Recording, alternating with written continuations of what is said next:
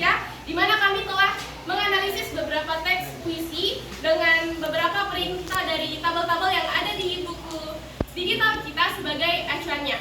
Tapi sebelum itu, izinkan kami memperkenalkan diri terlebih dahulu. Perkenalkan, nama saya Clara Hikmatika. Perkenalkan, nama saya Nur Indasari. Saya Rizky Fatur Rahma. Saya Raudatul Jana Nur. Saya Amalia Nurhawati. Saya Rene Lis Gloria. Saya Lia Nisa. Saya Mutazam Khadijah. Saya Wahdania. Saya Rifda Abdulsani. Dan saya Ratfalia Herunisa. Baik, tanpa berlama-lama lagi, mari kita mulai presentasi hari ini yang akan dibuka oleh dengan teman kita, Rene Lis Gloria. Kepada Gladys dipersilakan. Iya. Baik, saya akan menjelaskan tentang 6 tujuan, yang dimana pada teks ini menyuruh kita untuk membedakan perbedaan pada teks pertama dan teks kedua. Baik, pada teks pertama yaitu kita disuruh untuk menentukan tentang bentuk. Yang pertama adalah teks pertama berisi tentang baris atau lari.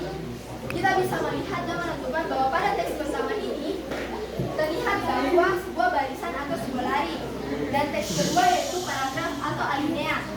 Kita bisa melihat dan membedakan yang dimana perbedaan baris atau bait dan paragraf atau alinea pada teks pertama dan teks kedua. Yang kedua adalah perihal pengaturan bunyi akhir. Pada teks pertama ada akhir bunyi, yaitu yang kita bisa melihat nanti lagi ini sendiri, nanti lagi ini wasiasati. Dan teks yang kedua adalah tidak ada pengaturan bunyi akhir, yang dimana pada teks kedua itu tidak memiliki rima atau sebuah nada di akhir paragraf. Perihal yang ketiga adalah bahasa. Teks pertama menggunakan berbagai gaya bahasa yang cukup banyak, dan yang teks kedua adalah menggunakan gaya bahasa tetapi tidak padat. Yang keempat adalah perihal makna. Teks pertama berisi tentang pesan bahwa kematian akan datang kepada siapa saja, yaitu kita bisa melihat pada teks pertama ini yang berisi tentang kematian, yaitu pada suatu hari nanti jasadku tak akan ada lagi. Bait yang kedua, pada suatu hari nanti suaraku tak terdengar lagi. Dan bait yang ketiga adalah pada suatu hari nanti impianku pun tak dikenal lagi. Dan teks yang keempat berisi tentang keberadaan ayah yang ditanyakan oleh anaknya, yang dimana anak ini bercerita bahwa ayahku sudah tidak pernah kelihatan lagi. Suatu ketika aku sangat kangen dengan ayahku di ruang tamu, ruang nenek dan kakek.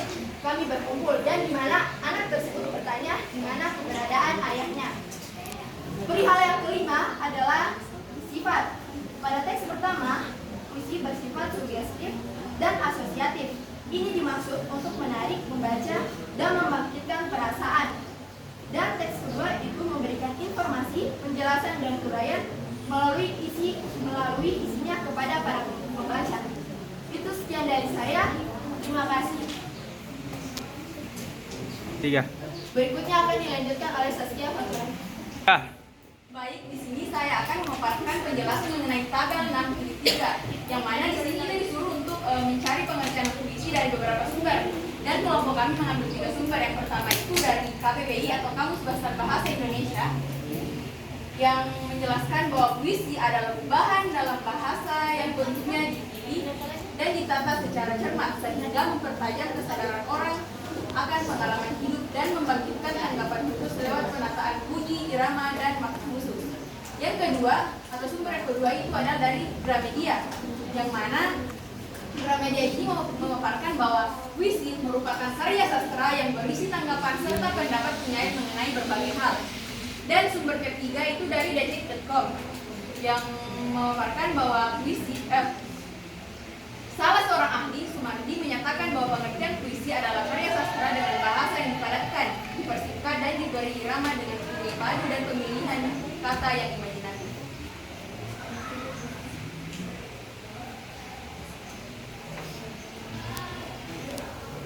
Penjelasan selanjutnya akan dijelaskan oleh saudari saya, Mutazam Khadijah. 3. Baik, berdirinya seksi ini saya akan menjelaskan tabel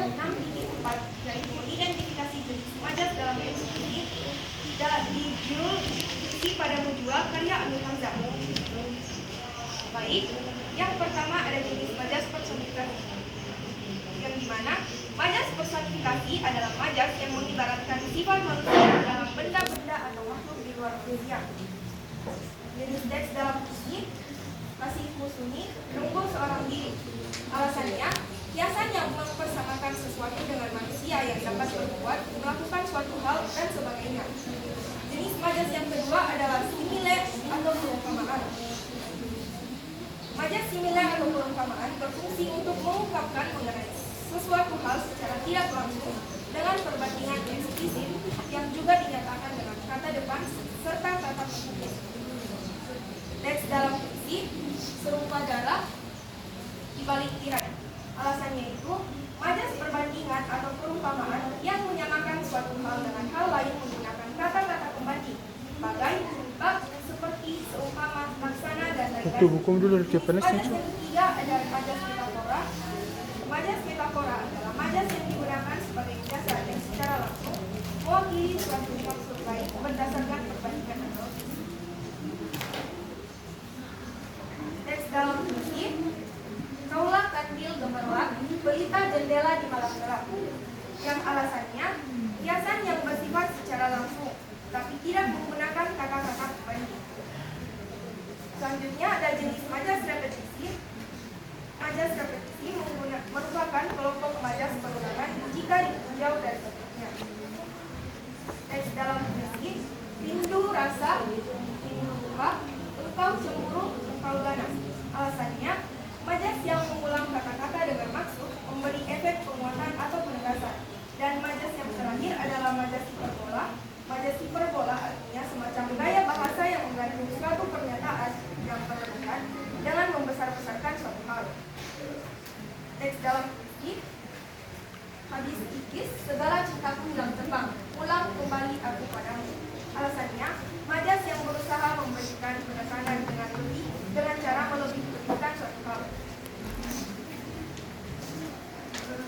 Selanjutnya akan dibawakan dengan saudara saya, Wahdania Sanwar. 3. Baik, saya akan menjelaskan tentang tabel 6.6, yaitu tentang kata konteks yang terdapat dalam puisi yang berjudul Cintaku Jauh di Pulau karya Hairil Anwar. Yang pertama itu pulau. Pulau memiliki makna sebagai suatu tempat, lokasi, tempat tinggal seseorang. Selanjutnya yaitu perahu. Perahu yang terdapat yang memiliki makna alat transportasi atau tumpangan yang digunakan si aku dalam puisi. Selanjutnya yaitu ajal. Ajal memiliki arti kematian atau akhir kisah hidup. Selanjutnya yaitu air. Air memiliki makna keadaan, suasana, dan juga lingkungan. Selanjutnya yang terakhir yaitu jalan yang memiliki makna riwayat atau kisah hidup yang dilalui oleh si aku dalam puisi. Selanjutnya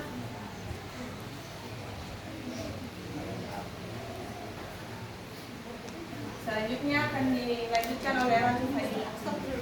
3. Nah, saya akan melanjutkan pernyataan dari Wahdania Sarwono. Di sini saya akan menjelaskan jenis-jenis majas yang terdapat dalam larik yang ada di puisi Ibu. Nah, sebelum itu, saya akan menjelaskan apa itu majas dan apa itu larik. Majas sendiri adalah sebuah gaya bahasa yang digunakan untuk memperoleh bahasa dan membuat penggunaan lebih menarik dan kreatif, sehingga puisi terlihat menarik di mata para pembaca atau pendengar. Nah, sedangkan larik adalah salah satu unsur penyusun puisi yang terdiri atas baris-baris yang membentuk rangkaian kata atau kalimat. Majas dan larik merupakan yang memiliki peran penting yang terdapat dalam puisi. Nah, oke. Jenis majas yang pertama yaitu di dalam larik, Ibulah bidadari yang berselendang biang lala. Mengapa saya mengatakan majas metafora? Karena majas metafora adalah salah satu bentuk majas atau gaya bahasa yang digunakan untuk membuat perumpamaan atau analogi yang berbeda dari sesuatu yang diumpamakan. Mengapa yang dikatakan majas metafora? Ibu ibu adalah bidadari yang tak bersayap, yang berselendang, yang lalang. Bidadari yang kita tangkap adalah seorang yang murni, cantik, maupun yang bercahaya. Seperti itulah ibu. Nah, maksudnya berselendang biang lala. Seperti yang kita tahu, biang lala adalah suatu wahana yang sangat cantik yang mampu memanjakan mata. Nah, di dalam puisi ibu terdapat pada bait ke-6. Ibu itulah bidadari yang berselendang biang lala. Yang kedua adalah lari bila kekasihmu ibarat samudra. Ini juga termasuk majas fata morgana karena kasihmu itu diibaratkan sebagai emosi dari manusia sendiri.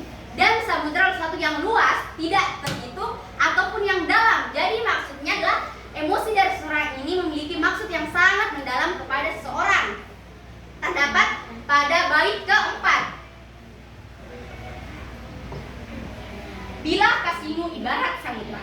Nah, selanjutnya lari yang terakhir yaitu ibu adalah buah pertapaanku.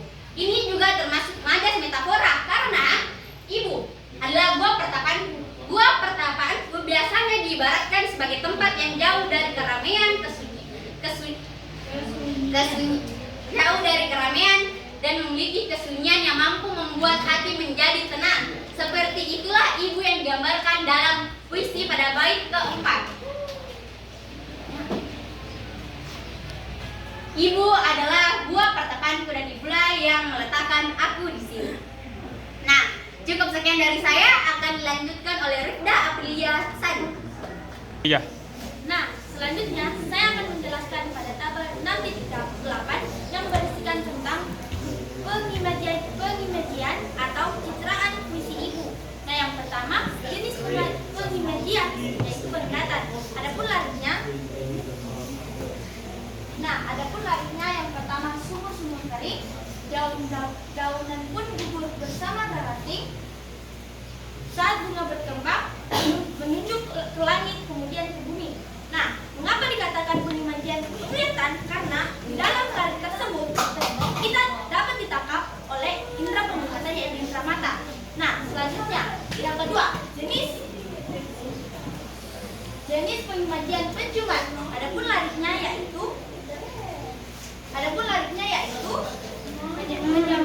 menyambaran bau sayang. Yang mengapa dikatakan jenis pengimajian penciuman? Karena di dalam lari tersebut dapat ditangkap melalui indera penciuman. Nah, yang terakhir yaitu jenis pengimajian perasaan. Dalam lari tersebut di hati ada mayang siwalan. Yang mengapa dikatakan pengimajian perasaan? Karena di dalam lari tersebut dapat ditangkap melalui perasaan, yaitu hati, karena hati dapat merasakan perasaan. Cukup sekian, terima kasih dari saya. Assalamualaikum warahmatullahi wabarakatuh. Selanjutnya akan dijelaskan oleh Nurintasari. Baik, terima kasih atas kesempatan yang telah diberikan kepada saya. Di sini pada tabel 6.9 di situ kita diperintahkan untuk mengisi kata konkret yang terdapat pada puisi ibu. Nah, yang pertama itu sebelum saya masuk ke tabelnya, mungkin saya akan memperkenalkan kepada teman-teman semua apa sih itu kata konkret. Nah, kata konkret ini merujuk pada kata-kata yang mengacu pada objek, benda atau hal yang dapat dilihat, diraba, didengar atau dirasakan secara langsung oleh indera kita. Nah, kata-kata konkret ini dengan mudah dikenali dan diidentifikasi karena itu mereka menggambarkan sesuatu yang konkret. Maksudnya sesuatu yang konkret itu kayak nyata dan dapat dijelaskan dengan jelas. Nah, contoh kata konkretnya itu seperti bunga yang terdapat pada laring saat bunga berkembang menyemerbak. Nah, maknanya yang terdapat itu adalah tanaman yang berbunga. Bisa kita lihat pada puisinya ada yang kata bunga, kering, dan kemarau. Kembali ke slide, maksud dari kata bunga, kering, dan kemarau ini, untuk kata kering itu larisnya dia terdapat pada sumur-sumur kering. Daunan pun gugur bersama ranting. Nah, maknanya ini pada situasi itu adalah musim kemarau.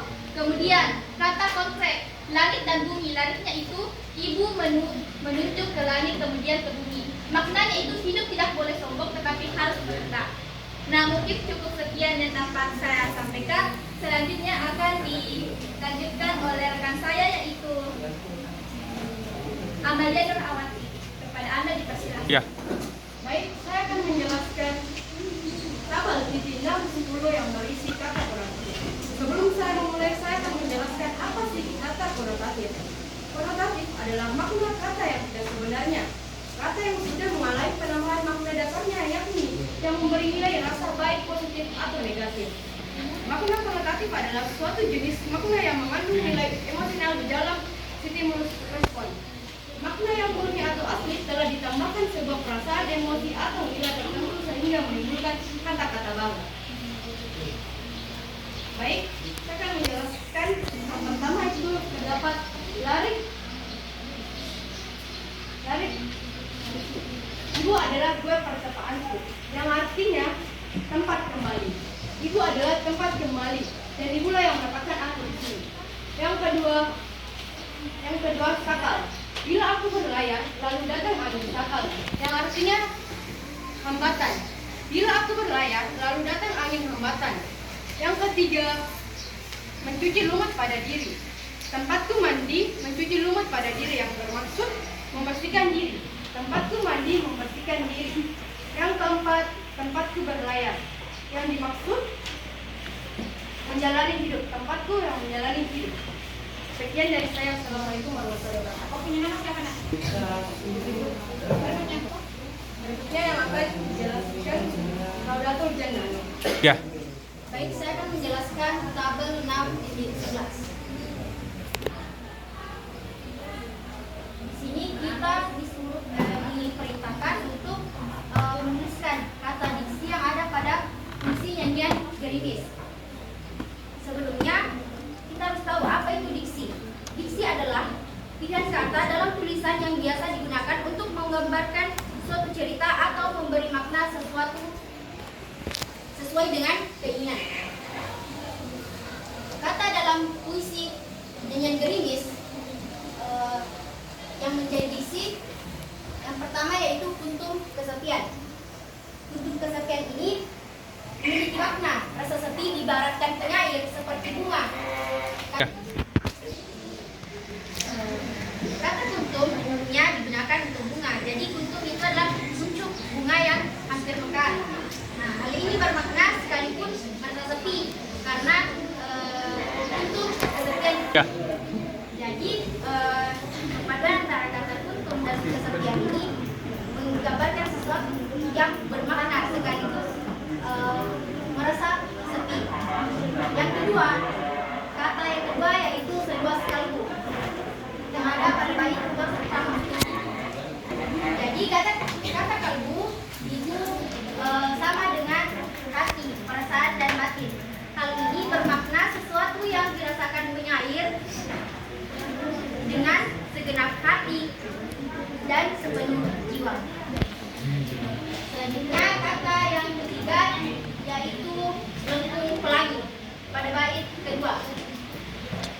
Pelangi mengandung makna keindahan. Hal ini menggambarkan sesuatu yang indah. Lengkung pelangi itu menggambarkan sesuatu keindahan yang berwarna-warni seperti warna pelangi yang dapat membuat terang dan menimbulkan kenyamanan bagi penyanyi. Yang keempat, kawah gunung berapi. Kata kawah gunung berapi ada pada bait terakhir. Kata kawah gunung berapi merupakan perumpamaan sesuatu yang akan meledak-ledak, tersimpan di benda. Tetapi kalau sudah meletus akan menimbulkan efek yang dahsyat. Hal ini digunakan penyair untuk melambangkan rindu yang dirasakannya. Baik, slide selanjutnya akan dilanjutkan oleh rekan kami, Pria Anissa. Baik, saya akan menjelaskan tabel 6.12 yang dimana pertama itu adalah jenis majas. Jenis majas yang pertama adalah metafora, di mana Majas metafora adalah gaya bahasa yang digunakan untuk mengungkapkan sesuatu dengan cara yang lebih imajinatif atau membayangkan.